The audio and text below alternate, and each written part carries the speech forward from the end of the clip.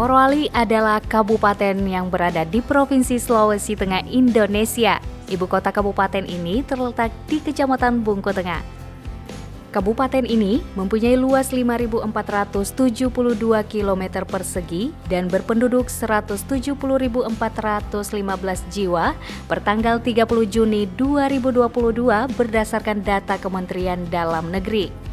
Dan sebanyak 176.244 jiwa berdasarkan data Badan Pusat Statistik tahun 2023. Kabupaten Morowali sendiri memiliki 10 kecamatan, salah satunya Kecamatan Bungku Timur yang merupakan hasil pemekaran dari Kecamatan Bungku Tengah berdasarkan Peraturan Daerah Nomor 7 Tahun 2011. Ibu kota dan pusat pemerintahannya berada di Desa Kolono. Selain Desa Kolono, terdapat juga 9 desa lainnya yang terdapat di Kecamatan Bungku Timur, salah satunya Desa Unsongi. Nah pemirsa, kali ini saya langsung menuju ke salah satu rumah warga Desa Unsongi untuk mengintip bagaimana proses pembuatan nasi jaha, dan diketahui bahwa Desa Unsongi merupakan sentra pembuatan nasi bambu terbaik di Morowali.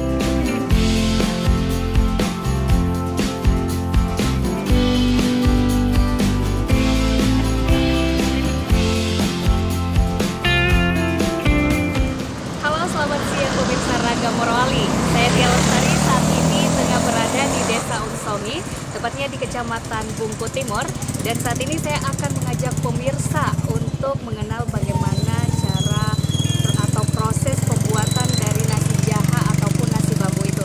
Untuk proses pembuatannya, saya mengajak pemirsa untuk tetap ikuti saya di Ragam Morowali.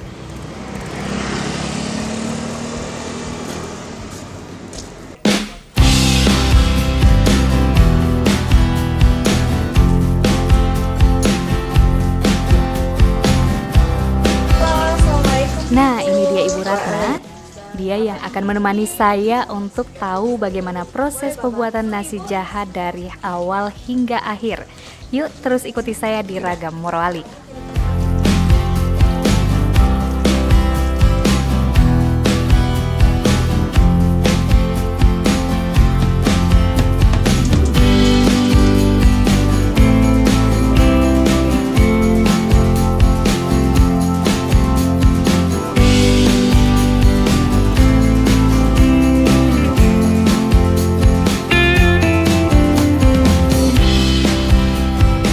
Perlu kami sampaikan sedikit nih pemirsa, nasi jaha adalah hidangan yang cocok untuk dinikmati sambil bersantai.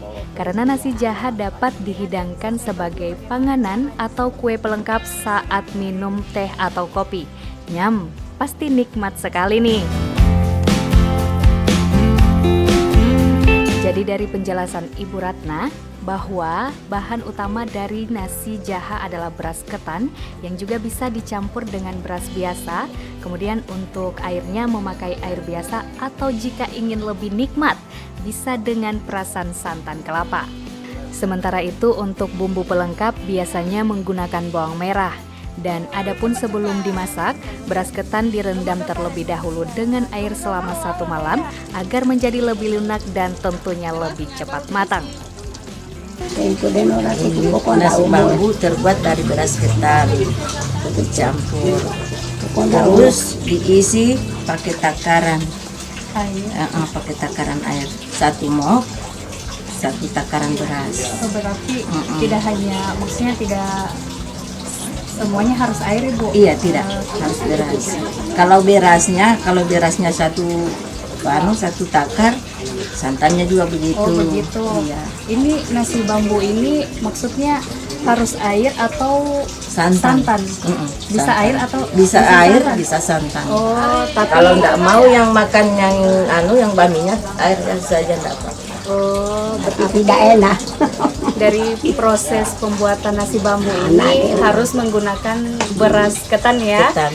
Dan airnya juga mungkin bisa dipakaikan dengan air biasa ataupun juga dengan santan. Itu kira-kira Ibu ya.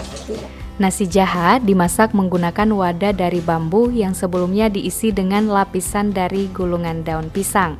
Kemudian, beras yang sudah dicampuri bumbu lalu dimasukkan ke dalam bambu. Karena dimasaknya yang unik menggunakan wadah bambu, olehnya nasi jaha ini kerap lebih dikenal dengan sebutan nasi bambu oleh masyarakat luas. Nah pemirsa, setelah tadi kita memasukkan nasi ketan yang telah dirempa ke dalam bambu, saatnya menuju ke proses selanjutnya yaitu pembakaran. Jadi mari ikuti saya terus. Jadi pembakaran nasi jaha ini dilakukan di luar rumah ya pemirsa, karena saat proses pembakarannya, selain api yang panas, asapnya juga sangat tebal. Jadi pembakarannya dilakukan di luar rumah.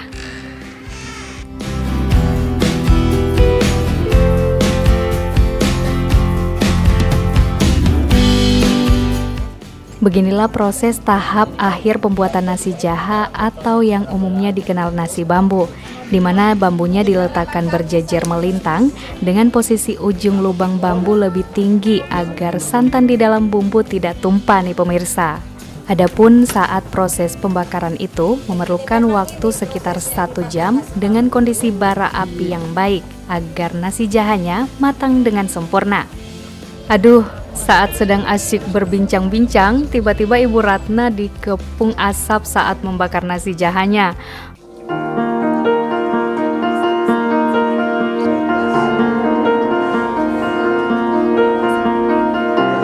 Beginilah perjuangan saat proses pembakaran nasi jaha, jadi tidak mudah ya tentunya. Nah, nampaknya ini sudah matang ya pemirsa, setelah dibakar di atas bara kurang lebih 1 jam lamanya. Oh ya pemirsa, menurut Ibu Ratna nih, nasi jaha hanya mampu bertahan selama 1 hari saja loh. Jadi untuk itu mari kita menuju ke momen yang dinanti-nanti yaitu mencicipi. Ini kita akan mencicipi sedikit bagaimana rasa dari nasi bambu yang masih hangat. Ikuti terus saya di Ragam Morowali.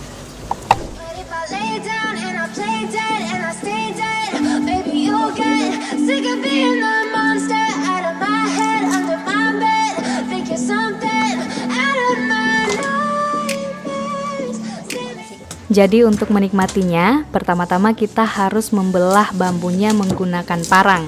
Setelah bambunya dibelah, kemudian dilanjutkan dengan memotong nasi jahanya menjadi beberapa bagian. Dengan ukuran yang sama, setelah itu dapat deh dinikmati.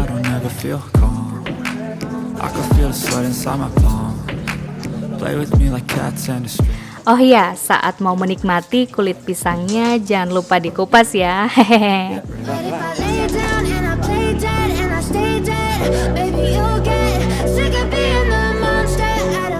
Sekedar informasi nih pemirsa, bagi masyarakat Morowali dan sekitarnya, nasi jaha bukan sekedar makanan hidangan pelengkap saat ngopi atau minum teh.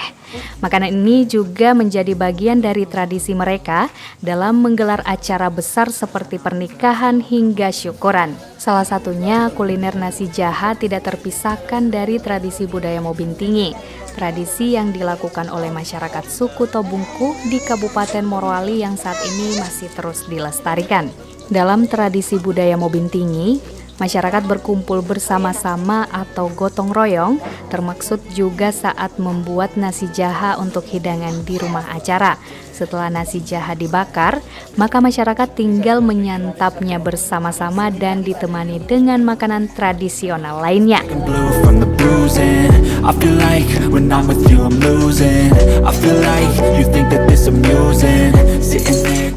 Pemirsa, tadi kita telah menyaksikan bagaimana cara atau proses pembuatan nasi jaha atau nasi bambu yang telah kami ikuti dengan Ibu Ratna. Terima kasih Ibu telah mengajarkan saya bagaimana cara dan proses pembakaran nasi bambu atau nasi jaha itu tadi.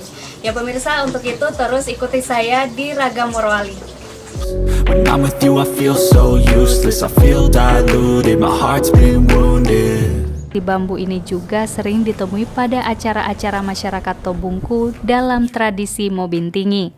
Untuk itu, saya langsung menuju ke lokasi rumah salah seorang warga yang berada di Desa Tofoiso, Kecamatan Bungku Tengah. You don't ever wanna give me wings, you don't ever wanna set me free. Nah, setelah saya tiba di lokasi, untuk lebih jelasnya apa itu tradisi Mobintingi, saya akan berbincang-bincang dengan Ama Bodu untuk menjelaskan apa sih tradisi tersebut. Mobintingi, kimia tambahkan. Che sebelum mau bintingin ada jalannya udah mengkorok. Ya, karena toko kontor ira dulu, ini ada mau bintingi. Sebenarnya begitu dulu tadi. Nah, toko kandol yang mau sudah ada pestakan dia, iramu yang mau bintingi. Karena kinoro iramu, gimana lah pengkoron adalah kok tidak begitu. Nanti tinggal pengkorok. Aku mau binting itu. Ya kadang-kadang keluarga. Keluarga mau nandolino indolako no. Karena kan keluarga. Mana yang penting kan teleponan nandolino. Karena ke umi ya. Kinoro kita bukan dolino. Ia mengatakan bahwa prosesi acara di Tanah Tobungku diawali dengan perkumpulan keluarga untuk membahas segala kebutuhan dan juga tugas masing-masing. Lalu mengundang para tamu yang akan datang dalam prosesi acara tersebut. Di mana tradisi Mobintingi ini bertujuan untuk membantu tuan rumah yang menyelenggarakan acara atau hajatan. Dahulu tradisi Mobintingi yaitu keluarga serta kerabat hadir di tempat hajatan dengan membawa berbagai jenis bahan pangan. Kini tradisi tersebut telah mengalami pergeseran menjadi sejumlah uang yang diberikan kepada tuan rumah, walaupun di beberapa desa di wilayah Ekswapraja, Kerajaan Bungku masih tetap mempertahankan tradisi Mobintingi terdahulu. Sebaliknya, sebagai bentuk penghargaan dan rasa terima kasih, tuan rumah juga mempersiapkan kerabat atau sanak keluarga yang hadir dalam prosesi Mobintingi untuk montongo dalam artian membawa pulang kue ke rumah masing-masing. Pemirsa, itulah tadi petualangan saya pada hari ini. Semoga dapat memberikan pengetahuan dan wawasan. Sampai jumpa di Ragam Morowali selanjutnya. Bye!